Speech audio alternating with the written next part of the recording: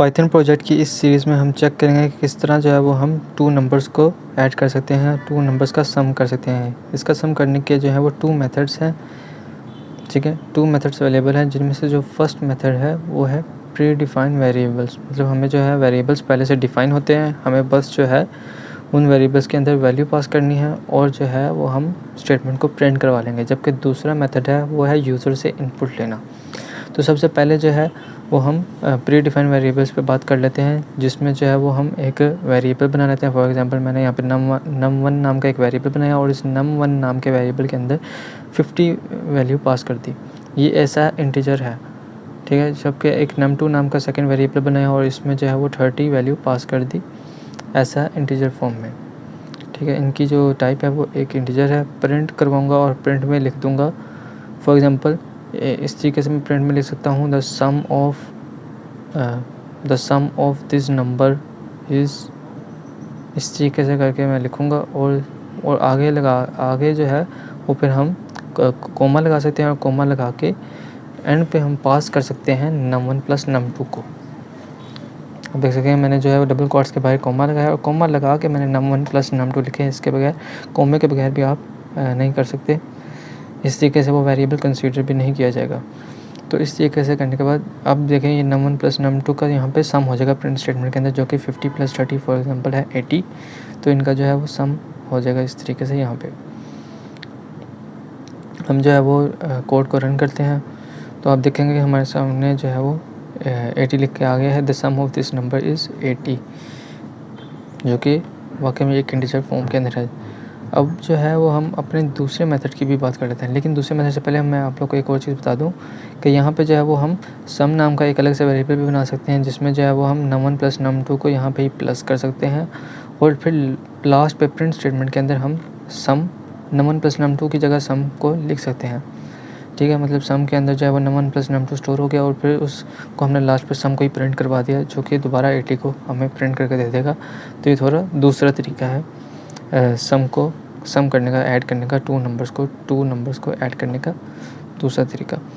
अब जो है वो हम अपने इसके बाद थर्ड स्टेप की तरफ चलते हैं, मतलब सेकंड स्टेप, जिसमें जो है वो हम यूज़र से इनपुट लेके जो है वो 2 नंबर्स को ऐड करेंगे। जिसका मतलब यह है कि फॉर एग्जांपल यूज़र से हम कहेंगे फर्स्ट नंबर लिखो, या हम दूसरे नंबर पे हम कह सकते हैं सेकंड नंबर लिखो, और यूज़र ने जो दोनों नंबर दिए होंगे उन 2 नंबर्स को हम आपस में सम करवा देंगे और इस तरीके से हम अपनी स्टेटमेंट को प्रिंट करवा देंगे। फॉर एग्जांपल यहाँ पे मैं एक num3 नाम का वेरिएबल बना लेता हूँ, जिसके अंदर मैं इंटीजर में इनपुट लूँगा, ठीक है। अभी तो मैंने यहाँ पे ये एक इनपुट पास किया, ठीक है। मैं आप लोगों को एक चीज़ भी दिखाता हूँ। फॉर एग्जांपल मैंने यहाँ पे इनपुट पास की और मैंने कहा एंटर, फॉर एग्जांपल मैं कहता हूँ एंटर वैल्यू 1, ठीक है। एंटर 1 नंबर या फर्स्ट नंबर, फॉर एग्जांपल मैंने यहाँ पे कहा एंटर फर्स्ट नंबर, और फिर दूसरे नंबर पे एक num4 नाम का वेरिएबल बना लूँगा और num4 नाम के वेरिएबल के अंदर मैं कहूँगा कि यहाँ पे जो है वो अपना पास करो, ठीक है। num4 नाम के वेरिएबल के अंदर हम जो है कह देंगे कि यहाँ पे सेकंड नंबर एंटर करो, जो कि दोनों यूज़र्स के लिए है, क्योंकि ये इनपुट है तो ये दोनों यूज़र्स ही डालेंगे, ठीक है। और इनपुट जो है वो बाय डिफ़ॉल्ट एक स्ट्रिंग फॉर्म के अंदर होती है, ये मैं बताता हूँ। स्ट्रिंग फॉर्म के अंदर अल्फ़ाबेटिकली फॉर्म के अंदर इसमें जो भी लिखोगे वो एक्सेप्ट किया जाएगा अल्फ़ाबेटिकली, मतलब वो ना वो इंटीजर एक्सेप्ट किया जाएगा और ना ही वो फ्लोट एक्सेप्ट किया जाएगा, कोई भी डाटा टाइप एक्सेप्ट नहीं की जाएगी, क्योंकि बाय डिफ़ॉल्ट ये एक स्ट्रिंग फॉर्म के अंदर होता है। हम जो है वो एक स्टेटमेंट प्रिंट करवा लेते हैं और स्टेटमेंट प्रिंट के अंदर हम जो है वो फॉर एग्जांपल यहाँ पे पास कर सकते हैं num3 प्लस num4 को। इस तरीके से जब हम दोनों नंबर को प्लस करेंगे num3 प्लस num4 को, तो एंड पे जो मतलब ये क्या है, यूज़र के इनपुट आपस में हम प्लस करने जा रहे हैं।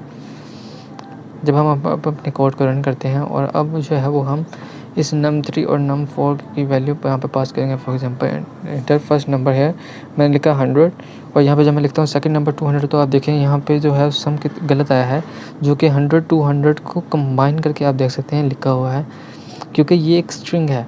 num3 और num4 दोनों अभी एक स्ट्रिंग है, क्योंकि मैंने आप लोगों को बताया है कि और स्ट्रिंग जो है वो कंकैटिनेट हो सकती है आपस में प्लस करने पर।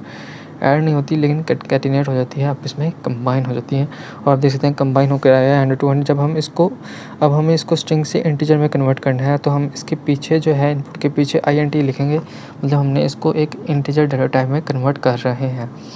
तो जब हम इसके पीछे इंटीजर लिखते हैं तो अब ये एक इंटीजर में कन्वर्ट हो चुकी है। अब हम जब इस कोड को रन करेंगे तो अब 100 + 200 जो है वो 10020 नहीं देगा, बल्कि ये देगा 300, क्योंकि अब एक्चुअल में ये सम होगा। और आप देख सकते हैं इसने 300 रिटर्न किया हमें।